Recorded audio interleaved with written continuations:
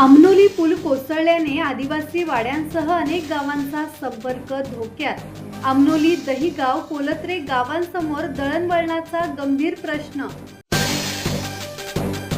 सुधागड तालुक्यात जांभूळपाडा आमनोली मार्गावरील प्रवासी पूल बुधवारी सायंकाळी 5च्या सुमारास कोसळल्याची गंभीर घटना घडली। क्षमतेपेक्षा अधिक वजनाचा डंपर पुलावरून जात असताना हा पूल पत्त्यासारखा कोसळल्याची माहिती समोर आली आहे। सुदैवाने या दुर्घटनेत कोणतीही जीवितहानी झाली नाही। हा पूल आमनोली दहिगाव कोलत्रे तसेच परिसरातील आदिवासी वाड्यांसाठी महत्त्वाचा संपर्क मार्ग होता।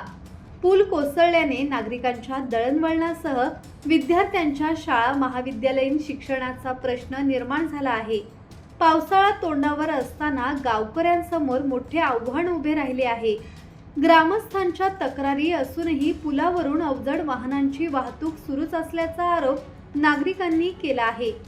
घटनेची माहिती मिळताच पोलीस निरीक्षक हेमलता शेरेकर यांनी घटनास्थळी भेट देऊन पाहणी केली।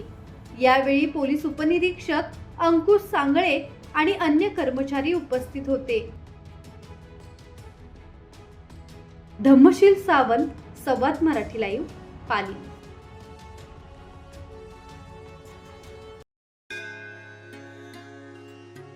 श्री गणपती संस्थान महड, तालुका खालापूर, जिल्हा रायगड। श्री वरद विनायकाच्या भक्तांसाठी भक्त निवासाची सोय, स्वच्छता आणि 24 तास गरम पाणी, सीसीटीव्हीची नजर। आगाऊ नोंदणीसाठी संपर्क करा 02192 26 69 12 72 76 47 38 54।